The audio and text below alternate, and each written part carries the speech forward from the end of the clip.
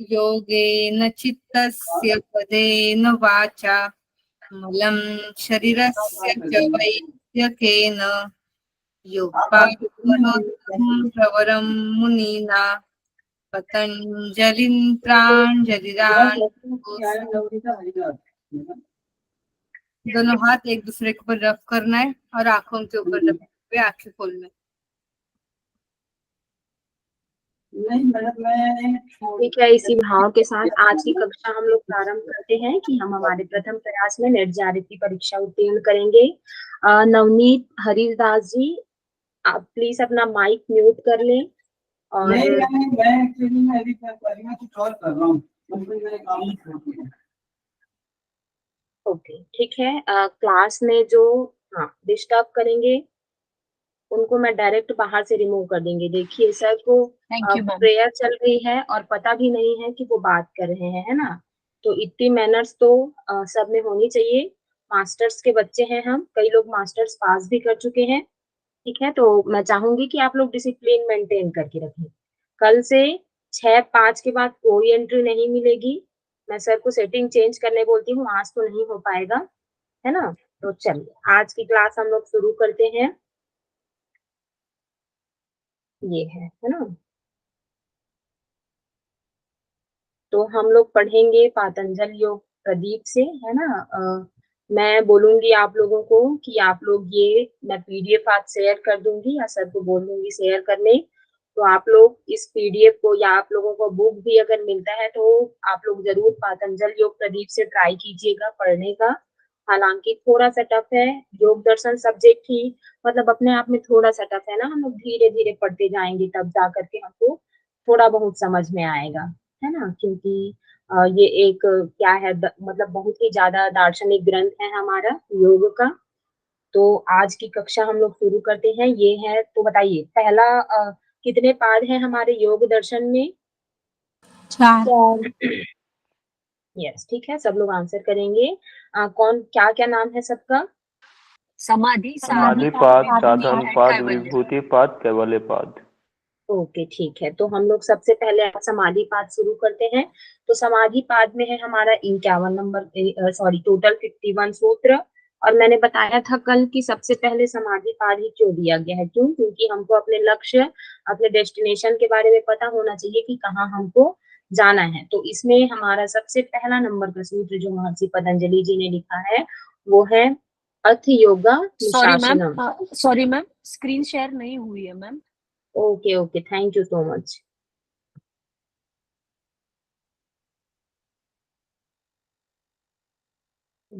Screen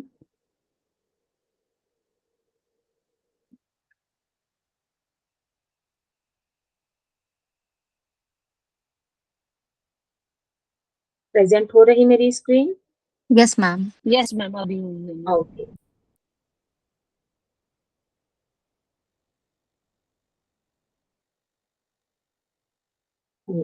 ठीक है, तो ये है हमारा प्रथम सूत्र अथ योगानुशासनम। मैम स्क्रीन शो हो रहा है। फिर से चली गई मैम। ओके,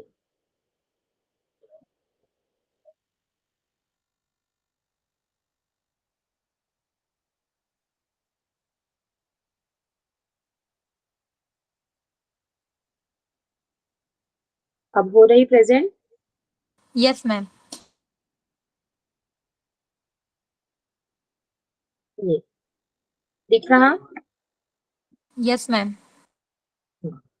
तो हम लोग पढ़ते हैं, हमारा प्रथम सूत्र है अर्थ योगानुशासनम। एक मिनट, ये क्या हो रहा है? अरे ठीक है, इस वाले पीडीएफ से देखते हैं, उसमें थोड़ा सा प्रॉब्लम हो रहा है आई थिंक।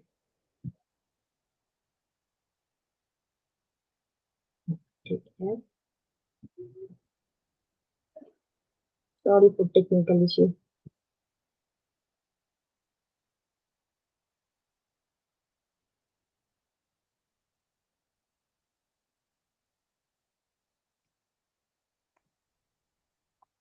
एक बार ट्राई करके देखते हैं, है ना, यही हो रहा है।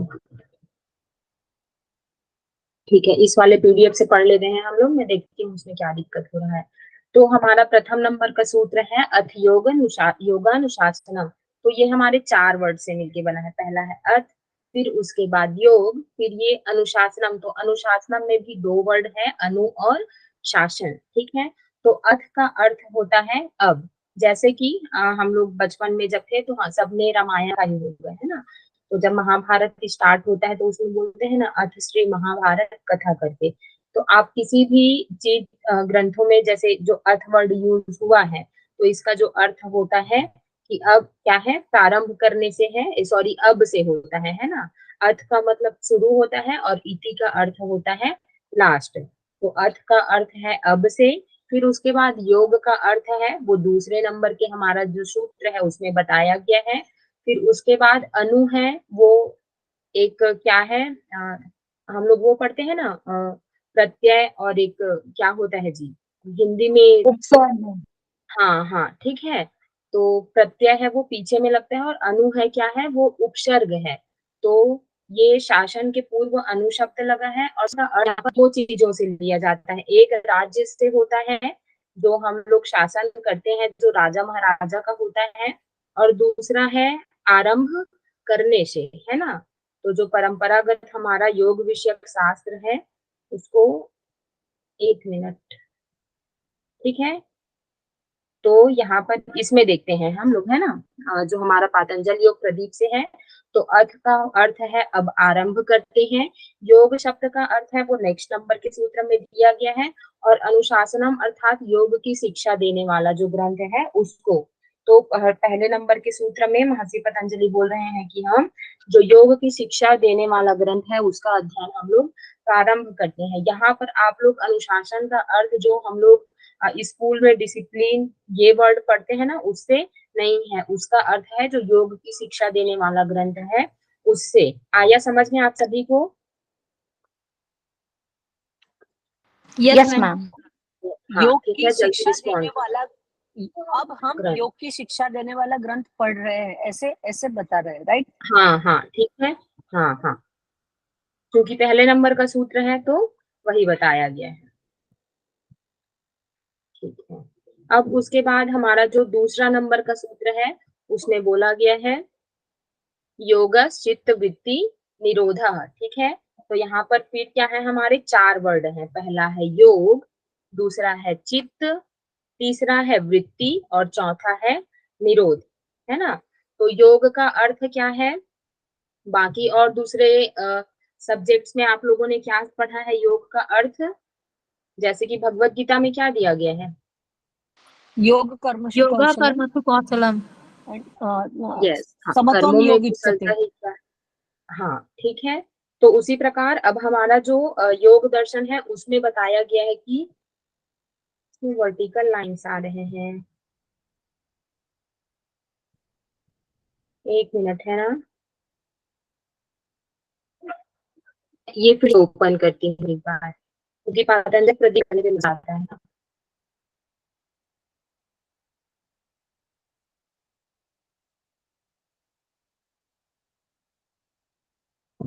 ये मैडम ड्रॉ में जाके इरेज कर सकते हैं आप लास्ट में। 1 मिनट से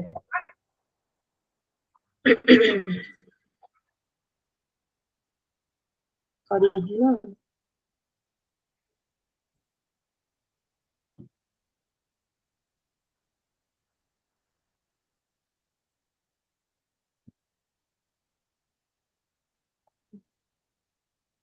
चलिए वो थोड़ा सा टेक्निकल प्रॉब्लम है, हम लोग इसी वाले पीडीएफ से आज पढ़ लेते हैं।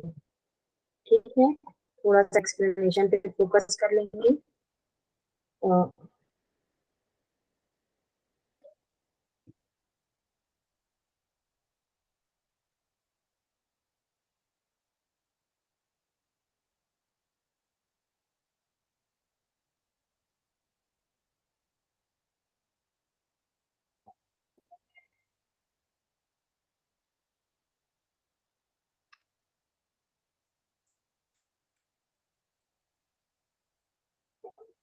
ठीक है, ये दिख रहा, स्क्रीन विजिबल है? हाँ ठीक है, Yes, या ma'am, चलिए लिखा है। कंटिन्यू करते हैं। Yes, गस्त्री ma'am. निरोधा, तो ये 4 वर्ड से मिलकर बना है। पहला है योग, दूसरा है चित्त, तीसरा है वृत्ति और चौथा है निरोध। तो इस सूत्र में बताया ही क्या है। तो पहला वर्ड है हमारा चित्त। तो चित्त बनता किससे? तो मन, बुद्धि, अहंकार, इन सबको मिला करके एक साथ चित्त कहा जाता है। और चारों को, मन, बुद्धि, अहंकार और चित्त, इन चारों को मिला करके बोला जाता है अंतःकरण। ठीक है, तो सांख्य दर्शन में कॉन्सेप्ट आता है अंतःकरण चतुष्टय का। तो मन, बुद्धि, चित्त, अहंकार ये सब मिल करके क्या बनाएंगे? हमारे अंतःकरण। ठीक है, और चित्त किससे मिल करके बनता है? मन, बुद्धि और अहंकार से। तो मन का कार्य क्या है? मन में विचार आते जाते हैं। ठीक है, फिर दूसरा है बुद्धि। बुद्धि का कार्य क्या होता है? निर्णय लेना। ठीक है, जो विवेक विषय है वो बुद्धि का है ना, कि क्या चीज सही है, क्या चीज गलत है। और तीसरा है हमारा अहंकार। तो अहंकार किससे मिल करके बना है? पहला है अहम और दूसरा है कार। तो अहम का अर्थ संस्कृत में क्या होता है? मैं, है ना। तो जहां पर मैं का भाव आता है वही क्या है? अहंकार है। और ये तीनों चीजें जब एक साथ हो जाती हैं तब वही मिलकर के क्या बनाता है? हमारा चित्त। ठीक है, तो चित्त का चित्त को हम लोग समझ किस चीज से सकते हैं, है ना। एक वो दिखाती हूँ मैं आप लोगों को। क्लोज हो गया है ये भी, एक मिनट, है ना। तो चित्त को हम लोग एक जलाशय की भांति समझ सकते हैं, है ना, जिसमें क्या है? विचार आते जाते रहते हैं। और जो उस तालाब में उठने वाली तरंगे हैं वो सब क्या हो जाएंगी? फिर हमारे चित्त की वृत्तियां। ठीक है, तो जिस पर विचार आते जाते हैं वही हमारा क्या है? चित्त है।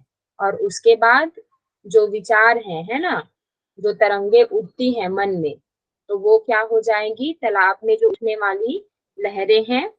वो इमेज से करके हम लोग समझने की कोशिश करते हैं। सॉरी ना, आज लैपटॉप थोड़ा प्रॉब्लम कर रहा है, जल्दी रिस्पॉन्ड नहीं कर रहा। मजा नहीं आता है ऐसे क्लास में जी। मैम, हाँ, आपने ये जो मन बोलिए। मैम आपने जो मन बुद्धि प्लस अहंकार का चित्त बताया, और फिर जब मन बुद्धि अहंकार प्लस चित्त मिलता तो उसका क्या अंत बताया है? अंतःकरण। ठीक है, अंतःकरण। अंतःकरण। हाँ, चतुष्टय, चारों मिलकर के अंतःकरण चतुष्टय बनाते हैं हमारा। चारों मिलकर के अंतःकरण बनाते हैं। ठीक है, तो ये हो गया एक जलाशय। ठीक है, तो ये जलाशय क्या हो गया? हमारा चित्त।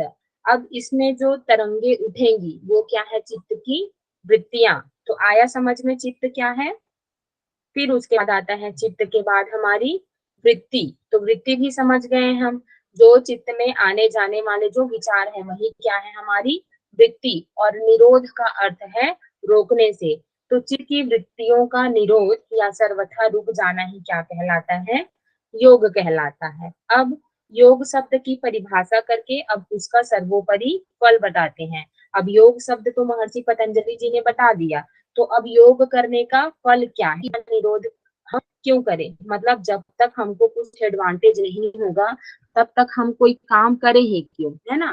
तो इस कारण से अब उसका फल बतलाते हैं कि चित्त की वृत्तियों का जब हम निरोध कर देते हैं तब उसका क्या फल होता है। तो तीसरे नंबर के सूत्र में कहते हैं तदा द्रष्टु स्वरूपे अवस्थानम। तो तदा का अर्थ है उस समय, द्रष्टु अर्थात दृष्टा की। तो दो चीजें होती हैं, है ना। जब हम लोग सांख्य में भी पढ़ेंगे और योग दर्शन में भी पढ़ेंगे तो एक दृष्टा होता है, दूसरा दृश्य होता है। यही दोनों मिल करके क्या है? सृष्टि का निर्माण करते हैं, है ना। तो द्रष्टु अर्थात दृष्टा की, स्वरूपे मतलब क्या है? स्व मतलब अपने, अपने रूप में, अवस्थानम अर्थात क्या है? स्थिति हो जाती है।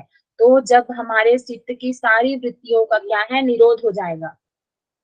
हाँ माँ, अच्छा 1 मिनट। हाँ, मैं 1 मिनट आ रही हूँ ना, है गेट खोल करके ही।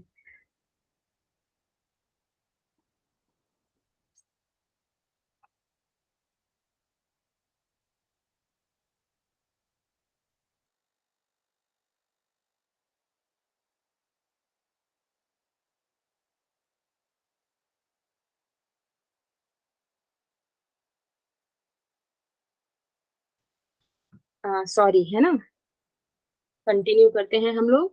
तो तदा दृष्टु स्वरूपे अवस्थानम, तो उस समय अर्थात जब चित्त की वृत्तियों का निरोध हो जाता है तब क्या है, दृष्टा की अपने स्वरूप में स्थिति हो जाती है। अब ये दृष्टा क्या है, जो हम लोग उसमें सांख्य दर्शन में जो पुरुष पढ़ते हैं वही क्या है, हमारा दृष्टा।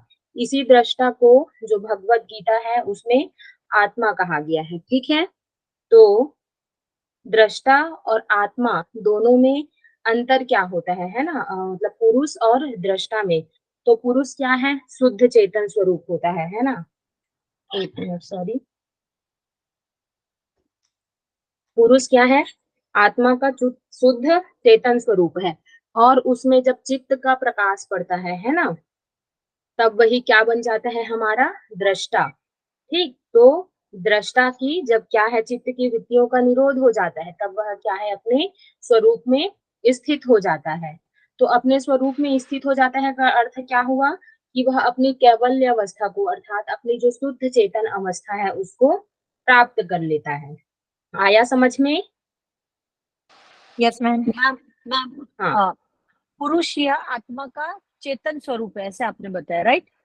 पुरुष है वो आत्मा का शुद्ध आत्मा या शुद्ध चेतन स्वरूप होता है। ठीक है, लेकिन जब हाँ, उसमें हाँ, चित्त का प्रकाश पड़ता है, जैसे कि प्रकृति आती है ना, हाँ, सबसे पहले हाँ, हाँ, विकासवाद आप लोगों ने पढ़ा होगा।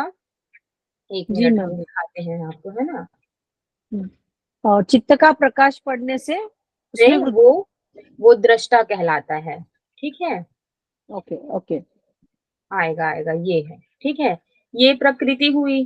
ठीक, फिर ये बुद्धि तत्व आता है, तो यही क्या है, हमारा चित्त समझ लीजिए इसी को। तो ये जब बुद्धि तत्व का प्रकाश, प्रकृति है, प्रकृति का क्या है, ये यहाँ पर समझ लो पुरुष है ना, तो पुरुष है, उस पर जो बुद्धि का प्रकाश पड़ता है, सॉरी इसमें वर्टिकल लाइन ही आ रहा है ना, तो जब बुद्धि का प्रकाश पड़ता है तब उसी से क्या है, हमारे दृष्टा का, वही दृष्टा का स्वरूप होता है। अर्थात जब पुरुष है वो प्रकृति के साथ मिलती है ना, तो उस पे उससे क्या है, पहला तत्व क्या है, हमारा बुद्धि उत्पन्न होता है। तो वो वाली जो पुरुष की स्थिति रहती है उस समय वही क्या कहलाता है, हमारा दृष्टा। और दृष्टा का शुद्ध चैतन्य स्वरूप अर्थात जब उस पर चित्त का प्रकाश या बुद्धि का प्रकाश नहीं रहता तब वह क्या कहलाता है, पुरुष या फिर आत्मा। ठीक है, उसके बाद है, अब जिस समय अब उसकी चित्त की वृत्तियों का निरोध हो गया तो क्या है, दृष्टा अपने स्वरूप में स्थित हो गया। लेकिन अब चित्त की वृत्तियों का निरोध जब नहीं हुआ था, है ना, तो उस समय दृष्टा की स्थिति क्या थी, मतलब क्या वह अपने स्वरूप में नहीं रहता है। तब उस समय महर्षि पतंजलि जी हमारा जो चौथा नंबर का सूत्र है उसमें कहते हैं वृत्ति सारूप्यम इतरत्र। तो वृत्ति सारूप्यम मतलब ये हाँ गया, जो वृत्ति के, ये देखिए इसमें तीन वर्ड है। ठीक है, पहला है वृत्ति, फिर उसके बाद सारूप्यम और तीसरा है इतरत्र। ठीक है, तो इतरत्र का अर्थ क्या है, दूसरे समय में। ठीक है, मतलब अर्थात जिस समय चित्त की वृत्तियों का निरोध नहीं हुआ रहता उस समय में दृष्टा की स्थिति कैसी रहती है, वृत्ति सारूप्यम, वृत्तियों के सदृश होता है, वृत्तियों के जैसा होता है। तो जैसी जैसी हमारी चित्त की वृत्तियां चलती जाएगी उस तरह से क्या है, दृष्टा का स्वरूप होगा। तो हमारा गुण अगर तीन प्रकार के गुण होते हैं हमारे, सत्व, रजस और तमस। तो अगर हमारा चित्त क्या है, जब सत्व प्रधान रहेगा अर्थात उसमें सत्व वृत्ति, सत्व गुण के कारण जो जो वृत्तियां उत्पन्न होती है उस तरह की वृत्ति रहेगी, तो पुरुष का जो स्वरूप है वो कैसा रहेगा, सात्विक स्वरूप वाला रहेगा। फिर उसके बाद अब तमस गुण के कारण जो स्थिति उत्पन्न होगी तो उस समय वैसा गुण, और सत्व, और अगर रजस गुण के कारण होता है ना, तो रजस गुण वाली वृत्तियां रहेंगी तो उसके अनुरूप क्या है, उसकी स्थिति रहेगी। तो जिस समय चित्त की वृत्तियों का निरोध नहीं हुआ रहता उस समय दृष्टा की स्थिति कैसी रहती है, जिस तरह की चित्त की वृत्तियां होती है उसी के अनुरूप दृष्टा का स्वरूप रहता है। आया समझ में? Yes ma'am. आया समझ में? हाँ, ठीक है। अब इसमें बोल तो दिए हैं कि चित्त की जैसी वृत्तियां रहेंगी उसी तरह से क्या है, दृष्टा का स्वरूप रहेगा। तब अब ये चित्त की वृत्तियां कहाँ है, देखिए जो योग दर्शन है ना, वो सारा सूत्र है वो पहले वाले से और बाद वाले, ये दोनों क्या है, रिलेटेड होते हैं। जैसे कि अब हम लोग यहाँ पर ही देखते हैं, पहले में बोल दिए कि योग विषयक शास्त्र का आरंभ करते हैं, ठीक है। तो अब ये योग क्या है, योग विषयक शास्त्र बोलते, शास्त्र बोलने से समझ में आ गया कि हाँ हम लोग कोई ग्रंथ पढ़ने वाले हैं। लेकिन अब योग क्या है, तो इसी कारण से योग का परिभाषा दिया गया है दूसरे नंबर के सूत्र में, ठीक है। अब इसमें बोल दिया योगश्चित्त वृत्ति निरोधा, ठीक है। तो चित्त की वृत्ति का निरोध होता है, तब वही स्थिति क्या कहलाती है, योग कहलाती है। लेकिन हम लोग तो हैं भैया लालची इंसान है ना, जब तक कोई एडवांटेज नहीं होगा तब तक कोई काम नहीं करेंगे। तो हम लोग अगर योग करते हैं तो उसको करने से क्या फल मिलता है, तो उसी फल को बताया गया है थर्ड नंबर के सूत्र में, है ना, कि योग करते हैं तो दृष्टा की क्या है, अपने स्वरूप में स्थिति हो जाती है, ठीक है, हमको कैवल्य प्राप्त होता है। फिर उसके बाद अगर नहीं रहती, ठीक है, हम लोग योग कर रहे हैं तो समझ में आ रहा है कि दृष्टा की अपने स्वरूप में स्थिति हो जाती है। लेकिन अगर योग नहीं करते हैं तो उससे पहले दृष्टा की स्थिति क्या रहती है, तब उसके लिए बतलाया गया है चौथे नंबर का सूत्र कि जैसी जैसी वृत्तियां रहती है वैसी वैसी दृष्टा का स्वरूप होता है। आया यहाँ तक समझ में, यस और नो? हाँ, ठीक है। अब उसके बाद इसमें बोल तो दिया कि वृत्ति, जैसे वृत्तियां रहेंगी वैसे क्या है, दृष्टा का स्वरूप रहेगा। तो अब ये वृत्तियां क्या है, तो वृत्तियों के बारे में हमने पढ़ा कि मन में जो उठने वाले विचार है वही क्या है, हमारी वृत्तियां हैं, ठीक है। तो इसको हम लोगों ने यहाँ पर इस चीज से समझा था, है ना, कि जो हमारे ये तालाब है, सरोवर है, वही क्या है, हमारा चित्त है। और इसमें जो तरंगे उठती है, पानी जब बहती है तो मतलब इधर उधर उड़ता है तो तरंगे उत्पन्न होती है, वही क्या है, हमारी चित्त की वृत्तियां हैं, है ना। तो यहाँ पर देखते हैं, सॉरी एक मिनट। तो दो तरह की चीजें हम लोग चित्त के बारे में पढ़ते हैं, पहली होती है उसकी अवस्था और दूसरी होती है चित्त की वृत्तियां। तो पहले हम लोग चित्त की जो अवस्था है, चित्त की भूमियां है, उसको पढ़ लेते हैं, है ना। तो चित्त अपनी प्रादुर्भाव अवस्था में सत्वगुण प्रधान रहता है, भूमियों का अर्थ अवस्था से है, ठीक है। तो जब उत्पन्न होता है तो उस समय क्या है, वो सत्वगुण प्रधान रहता है। परंतु चित्त त्रिगुणात्मक है, अर्थात उसमें सत्व गुण है, रजस गुण है और तमस गुण है। तो इस कारण चित्त को क्या बोला गया है, त्रिगुणात्मक कहा गया है। तथा त्रिगुणात्मक होने के कारण गुणों के परस्पर विषमता होने तथा अनेक वृत्तियों संस्कारों से चित्रित चित्त भिन्न भिन्न अवस्थाओं व भूमियों का रूप धारण करता है। मतलब अब 3 प्रकार के हमारे जो गुण है, तो उसके क्या है, उसमें विषमता है, मतलब अलग अलग चीजें रहेंगी। जैसे कि हम लोग कुछ भी चीज का मिक्सचर बनाते हैं, तो अब हमारे पास 3 चीज हैं, तो सबको हम लोग अलग अलग अमाउंट में मिलाएंगे तो अलग अलग चीजें बनेंगी, है ना। तो वैसे क्या है, गुणों में परस्पर विषमता होने के कारण अनेक वृत्तियों और संस्कारों से अलग अलग प्रकार की हमारी वृत्तियां रहेंगी। और संस्कार आगे हम लोग पढ़ेंगे, है ना। तो संस्कारों से चित्रित चित्त भिन्न भिन्न अवस्थाओं और भूमियों का धारण करता है। क्यों, केवल इस गुणों में भिन्नता होने के कारण वो क्या है, चित्त है, अलग अलग अवस्था धारण करता है, ये कहा गया है। तो चित्त की भूमि के बारे में योग दर्शन में कहीं पर भी वर्णन नहीं है। इसका वर्णन व्यास भाष्य में, बताइए व्यास भाष्य लिखा किसने है? महर्षि व्यास ने। हाँ, क्या नाम है उसका, क्या नाम है व्यास ने जो भाष्य का नाम पूछ रही हूँ मैं, कि जो महर्षि व्यास ने जो भाष्य लिखा है उसका नाम क्या है? कुछ शारीरिक ऐसे कुछ कहा था ना। कल की ही क्लास में पढ़ शारीरिक योग शारीरिक भाष्य बताया था, शारीरिक भाष्य। अच्छा, हाँ ठीक है, वेरी गुड, है ना। उसको शारीरिक भाष्य के नाम से जाना जाता है। तो जो हमारा व्यास भाष्य का प्रथम नंबर का जो सूत्र है, ये प्रथम अध्याय का प्रथम सूत्र है व्यास भाष्य का, उसमें क्या बोलते हैं, चित्त की भूमियों या अवस्थाओं के बारे में चर्चा किया गया है। देखिए ये तीनों में बतलाया गया है ना, याद रखेंगे इस चीज को। व्यास भाष्य, तत्व वैसारधी एवं योग वार्तिक, तीनों में चित्त की भूमियों का वर्णन किया गया है, ठीक है। तो पहला है चित्त मूढ़ विक्षिप्तम एकाग्रम निरुद्धम निरुद्धम इति चित्तस्य भूमयः।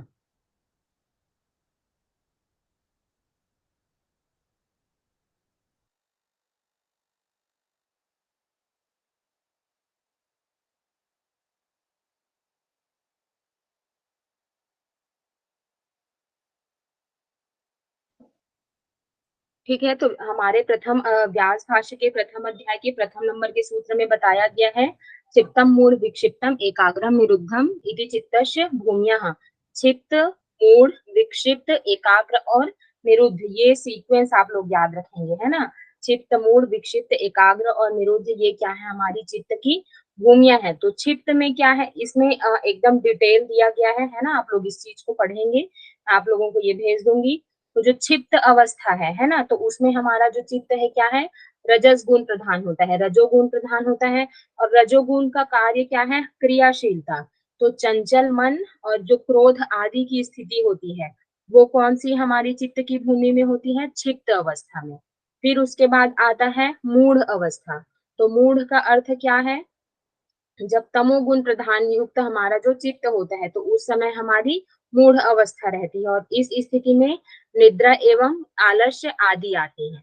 फिर उसके बाद है हमारी विक्षिप्त अवस्था। तो इसमें क्या है, सतोगुण युक्त होता है हमारा चित्त, पहले रजोगुण, फिर तमोगुण, फिर उसके बाद क्या है, सत्वगुण। फिर धर्म, अधर्म एवं पाप और पुण्य दोनों की स्थिति क्या है, इस चित्त अवस्था में बनी रहती है, विक्षिप्त अवस्था में। इसमें क्या है, सतोगुण प्रधान रहता है, लेकिन साथ में, एक मिनट इसमें देखते हैं, है ना। चित्त व मूढ़ भूमि की अपेक्षा, इसी को पढ़ते हैं पूरा। चित्त व मूढ़ भूमि की अपेक्षा यह अवस्था क्या है, उत्तम कोटि की होती है, जो विक्षिप्त अवस्था है, क्योंकि इस अवस्था में सत्व गुण बना रहता है और रज व तम गुण कुछ कम हो जाता है। मतलब इसमें चित्त अवस्था में क्या है, हमारा रजोगुण प्रधान रहता है, तो हमारे सत्व गुण और क्या बोलते हैं, मूढ़ गुण है ना, सॉरी तमोगुण है, वो दबे हुए रहते हैं। मूढ़ अवस्था में क्या है, तमोगुण प्रधान रहता है और सत्व और रजस क्या है, दबे हुए रहते हैं। किंतु विक्षिप्त अवस्था है, तो इसमें कौन सा गुण प्रधान होता है, हमारा सत्व गुण। ठीक है, सत्व गुण बना रहता है और रज व तम गुण है, वो रहते हैं कुछ कम मात्रा में, पूरी तरह से समाप्त नहीं हुए रहते हैं ना, कुछ कम मात्रा में बने रहते हैं। इस कारण से क्या है, अधर्म, धर्म, अधर्म और पाप पुण्य दोनों की स्थिति बनी हुई रहती है। यह अवस्था चित्त को निष्काम कर्म करने से तथा राग, द्वेष, लोभ, मोह आदि का त्याग कर देने के पश्चात प्राप्त होती है। ठीक है, निष्काम कर्म करने से यह अवस्था प्राप्त होती है हमको, और लोभ, मोह आदि का त्याग कर देते हैं, तब यह अवस्था प्राप्त होती है। और इस अवस्था में सत्व गुण बने रहने के कारण मनुष्य की प्रवृत्ति धर्म, वैराग्य, ज्ञान एवं ऐश्वर्य में होती है। अब देखिए, ये धर्म, वैराग्य, ज्ञान एवं ऐश्वर्य क्या है, ये हमारे बुद्धि के 8 धर्म है। बुद्धि का हमारा 8 धर्म होता है। धर्म, धर्म का अपोजिट अधर्म, फिर उसके बाद ज्ञान और ये अज्ञान, फिर वैराग्य और अवैराग्य, और ऐश्वर्य और अनैश्वर्य, है ना। तो धर्म क्या है, हमको जो शास्त्र विषयक जो कर्म होते हैं, जिसको शास्त्रों में उचित ठहराया गया है, वही क्या है, धर्म है। ज्ञान, ज्ञान का अर्थ क्या हुआ, इस तरह से समझ सकते हैं हम लोग, ज्ञान का जो विवेक का विषय है ना, जो सही है, वही क्या है, ज्ञान है।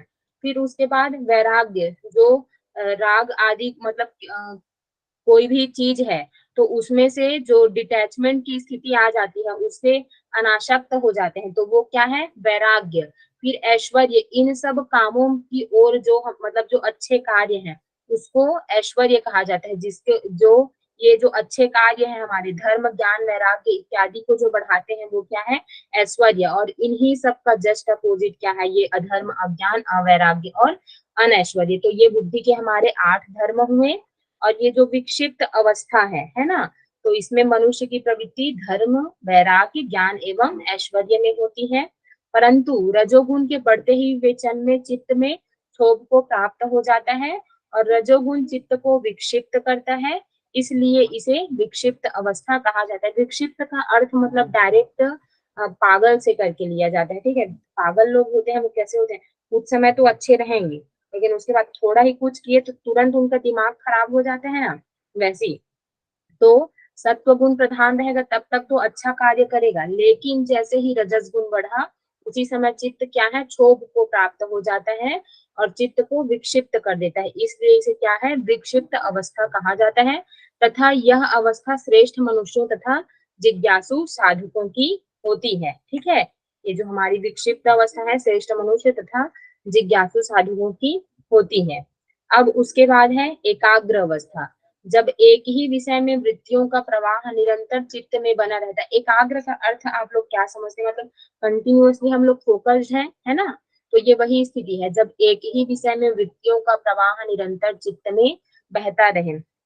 आप लोग चित्त की अवस्था का भी जो कॉन्सेप्ट पढ़ रहे हैं उसको थोड़ा ध्यान से पढ़िएगा, है ना, क्योंकि जब समाधि के बारे में हम लोग पढ़ेंगे तो यही सब चीजें अगर आपको क्लियर नहीं रहेंगी तो आगे समझ में नहीं आएगा। तो एकाग्र अवस्था क्या है, जब एक ही विषय में वृत्तियों का प्रवाह निरंतर चित्त में बहता रहे, तब उस अवस्था को क्या कहते हैं, एकाग्र अवस्था कहते हैं। अब इससे पहले रजस वाले में क्या है, क्रोधी थे और मन क्या था, चंचल था, मतलब इधर उधर का सोच रहा है। और क्या बोलते हैं, सेकंड कौन सा अवस्था पढ़े थे हम लोग, बताइए आप लोग। अवस्था। मूड अवस्था, है ना, तो उसमें निद्रा एवं आलस्य की स्थिति थी।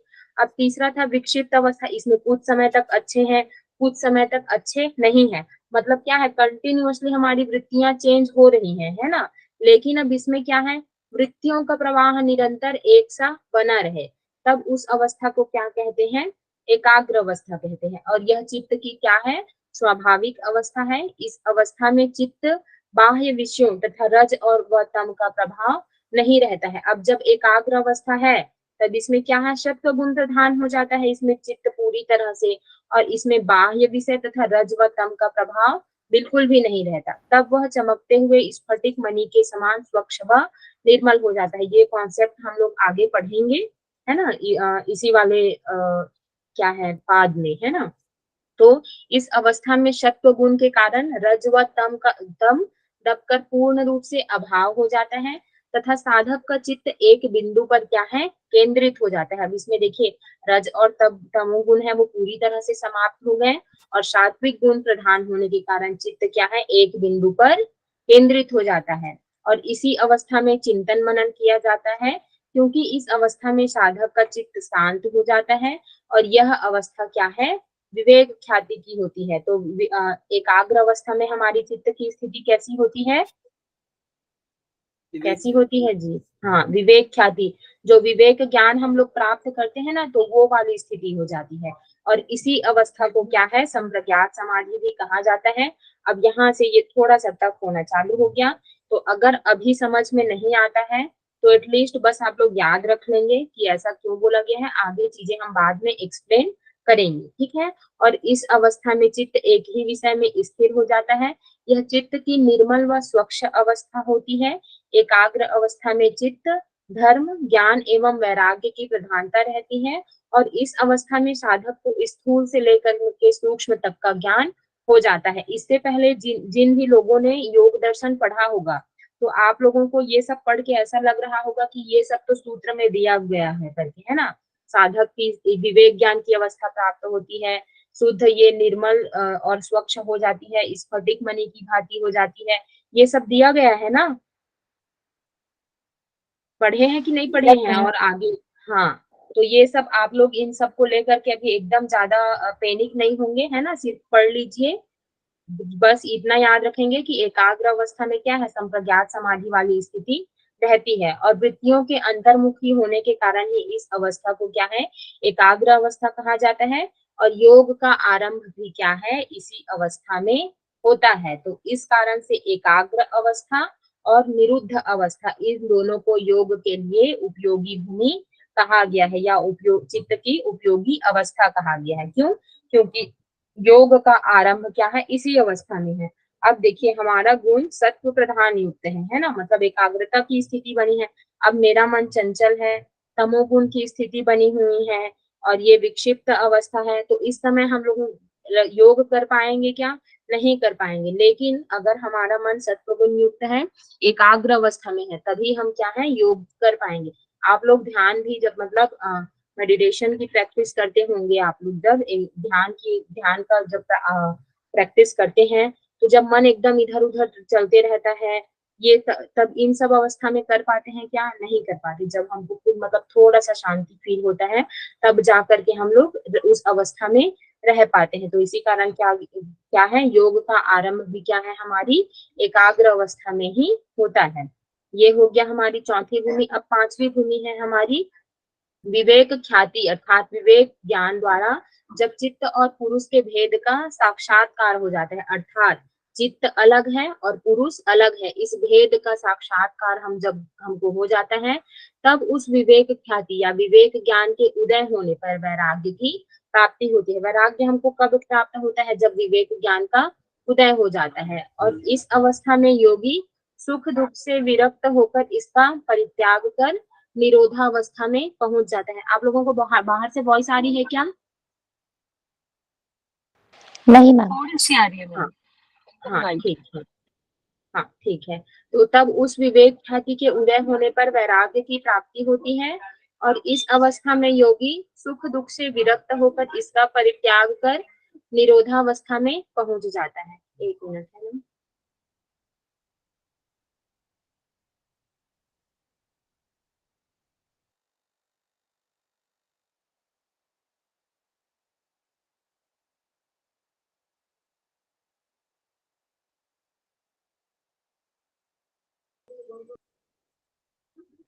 ठीक है, कंटिन्यू करते हैं, है ना।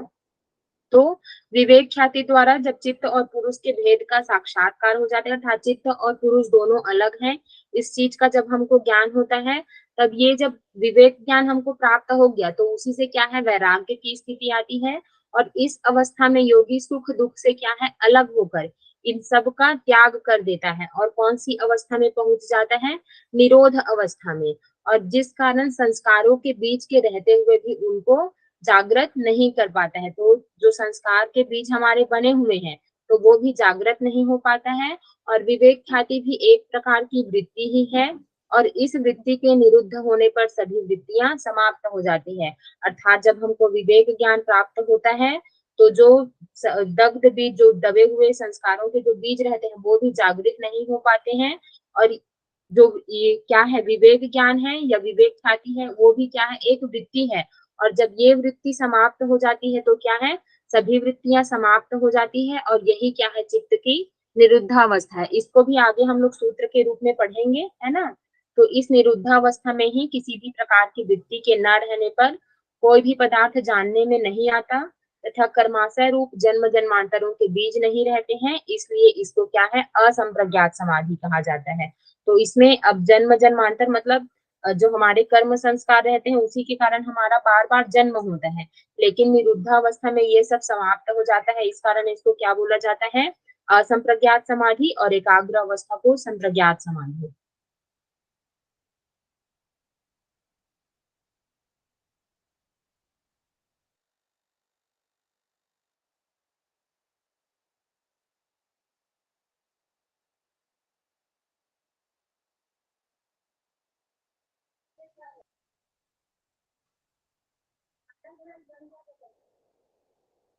कम आवाज में, कम आवाज में। सॉरी ना, मैं घर में हूँ तो थोड़ा आसपास से बहुत ज्यादा आवाज आता है। कहाँ पर आए थे हम लोग? ये निरुद्ध अवस्था। तो इससे पहले हम लोग अब क्या पढ़ रहे थे, क्या पढ़ रहे थे हम लोग अभी क्लास में? आप लोग सब है ना? यस मैम है। क्या समाधि और संप्रज्ञात हाँ, समाधि बताया आपने अभी। भूमियां बढ़ रहे थे। हाँ, चित्त की भूमियों के बारे में पढ़ रहे थे, है ना। तो हमारी चित्त की क्या है, 5 प्रकार की भूमियां होती है, क्षिप्त, मूढ़, विक्षिप्त, सॉरी हाँ, क्षिप्त, मूढ़, विक्षिप्त, एकाग्र और निरुद्ध। तो ये हमारी क्या है, 5 प्रकार की भूमियां होती है। अब इसी को देखते हैं हम लोग, एक मिनट, है ना। ये व्यास भाष्य वाली जो पीडीएफ है उसमें बहुत अच्छे से दी हुई है, और वो पीडीएफ भी आज पता नहीं क्यों प्रॉब्लम कर रहा है। एक मिनट, पातंजल योग प्रदीप दिख रहा है क्या आप लोगों को? हाँ, ये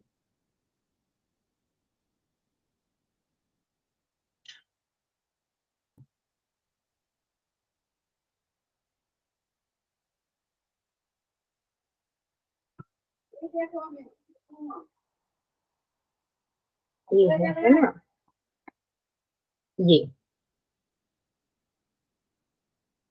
देखिए, ये है हमारी चित्त की जो 5 अवस्थाएं और 5 भूमि हम लोगों ने पढ़ी है। तो उस समय कौन सा गुण ये थोड़ा ब्लर दिख रहा है क्या, दिखा सही? तो देखिए ये हो गई हमारी अवस्थाएं।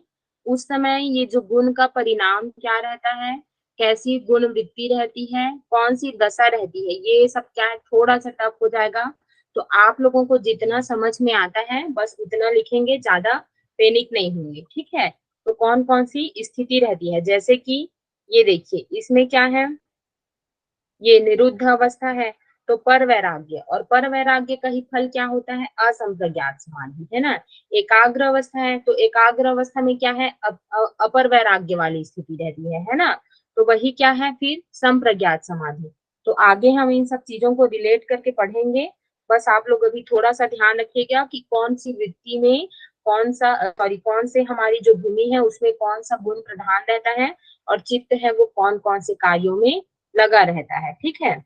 तो ये हम लोगों ने पढ़ लिया चित्त की 5 भूमियों के बारे में। अब हम लोग इसके बारे में 5 वृत्तियों के बारे में। तो जो हमारा 5वां नंबर का सूत्र है ना, कहाँ गया जी, ये है ना।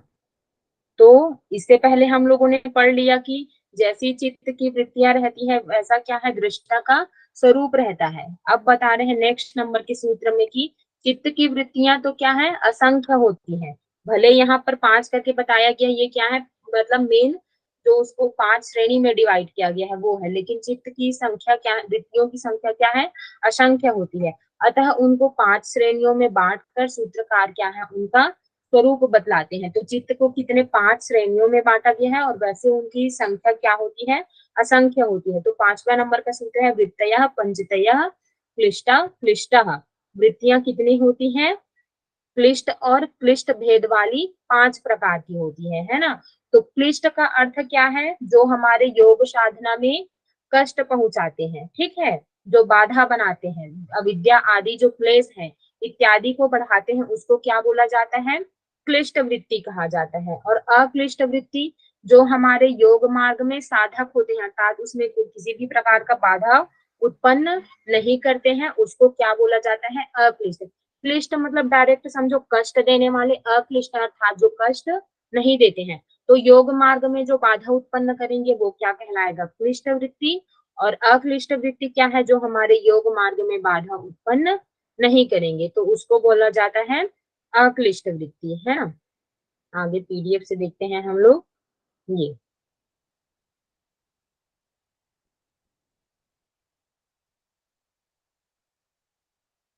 तो जो हमारी चित्त की वृत्तियां हैं वो क्लिष्ट और अक्लिष्ट भेद वाली कितनी है, 5 प्रकार की होती है। तो सबसे पहले अब बताया गया है, सूत्र से ही देखते हैं कहाँ गया ये उक्त 5 प्रकार की वृत्तियों के लक्षण का, उसका लक्षण क्या है, क्लिष्ट और अक्लिष्ट। तो उसका वर्णन करने के लिए क्या है, वृत्तियों के लक्षणों का, जो ये 5 प्रकार के जो बताए गए हैं, है ना, उसके लक्षणों का वर्णन करने के लिए पहले अब उन सब का क्या है, नाम बतला रहे हैं। तो 6वें नंबर के सूत्र में जो हमारी 5 प्रकार की वृत्तियां हैं उसका नाम बतलाया गया है, प्रमाण, विपर्य, विकल्प, निद्रा, स्मृतियः। तो क्या है, प्रमाण, विपर्य, विकल्प, निद्रा और स्मृति, ये क्या है 5 प्रकार की हमारी वृत्तियां हैं। तो उपर्युक्त 5 प्रकार की वृत्तियों में से अब सबसे पहला क्या है, ये प्रमाण है। तो अब उसका भेद बतला रहे हैं। तो प्रत्यक्षानुमाना आगमः प्रमाणानि। तो प्रत्यक्ष, अनुमान और आगम ये क्या तीनों क्या है, प्रमाण है। पीडीएफ से देखते हैं इसको। देखिए प्रमाण का पहली हमारी वृत्ति क्या है, प्रमाण है। तो प्रमाण बोलते किसको है, उसमें तो डायरेक्ट सूत्र में बता दिया गया है कि ये 3 प्रकार का है। तो प्रमा का अर्थ क्या होता है, यथार्थ ज्ञान, और करण का अर्थ साधन, मतलब जो यथार्थ ज्ञान कराने का जो साधन होता है उसी को क्या बोला जाता है, प्रमाण कहा जाता है। कौन सी वाली देखते हैं, ये ना, यहाँ पर से आते हैं, ठीक है। तो जो हमको यथार्थ का जो ज्ञान कराता है, जिस साधन के द्वारा प्राप्त होता है उसी को क्या बोला जाता है, प्रमाण कहा जाता है। तो इंद्रियों के माध्यम से प्राप्त वास्तविक ज्ञान से चित्त में उत्पन्न हुई वृत्ति को क्या है, प्रमाण वृत्ति कहते हैं। तो इंद्रियों के माध्यम से जो हमको ज्ञान प्राप्त होता है ना, तो उसको क्या बोला जाता है, जो वास्तविक ज्ञान से जो चित्त में उत्पन्न हुई वृत्ति है वही क्या है, प्रमाण वृत्ति कहलाती है। जिस ज्ञान में सुनता हूँ, मैं देखता हूँ, मैं सुखी हूँ, मैं दुखी हूँ, और मैं यह वेद शास्त्र से जानता हूँ, अर्थात जो क्या है, हम अपने इंद्रियों के कारण, अब मैं शब्द आ रहा है तो मैं है मतलब तो इंद्रियों से युक्त ही होगा, है ना। अहम करके हमने पढ़ा ना, तो जो मैं का भाव होता है वो अहम के कारण आता है। फिर उसके बाद क्या है, हम लोग नीचे जब देखेंगे विकासवाद जब हम लोग पढ़ते हैं तो सत्व गुण के कारण क्या है, हमारी जो इंद्रियां हैं इत्यादि बनती हैं। तो इस प्रकार के ज्ञान को क्या है, बोध कहते हैं। अर्थात मैं देखता हूँ मतलब मैं देख रहा हूँ मतलब मुझे उस चीज का क्या है, नॉलेज है, ज्ञान है। मैं सुखी हूँ अर्थात मुझे ये चीज का पता है कि क्या है, मैं सुखी हूँ, इस चीज का भी मुझे ज्ञान है। तो यह बोध यदि यथार्थ हो तो क्या कहलाता है, प्रमा कहलाता है। मतलब इस चीज को हम लोग जब अपने से जानते रहते हैं, है ना, तब यही क्या कहलाता है, जो यथार्थ ज्ञान है वही क्या है, प्रमा कहलाता है। अर्थात जिस वृत्ति से प्रमा यथार्थ बोध उत्पन्न होता है उसे ही क्या है, प्रमाण वृत्ति कहते हैं। और यह प्रमाण क्या है, इंद्रिय जनित ज्ञान है, इंद्रिय के द्वारा, मतलब हम लोग डायरेक्ट जब कांटेक्ट में आते हैं, है ना, तब वही क्या है, इंद्रिय जनित ज्ञान है। तो इस प्रकार के भेद क्या है, वो 3 प्रकार के हैं। तो प्रत्यक्षानुमाना आगमः प्रमाणानि, जो हमारा 7वां नंबर का सूत्र है उसमें बताया गया है प्रत्यक्ष, अनुमान तथा आगम, ये क्या है, 3 प्रकार की प्रमाण वृत्ति है। आगे इसका हम लोग कल पढ़ेंगे, अभी टाइम हो गया है तो क्लास को यहीं पर एंड करते हैं। आया आप लोगों को समझ में? Yes ma'am. किसी को किसी भी प्रकार का डाउट?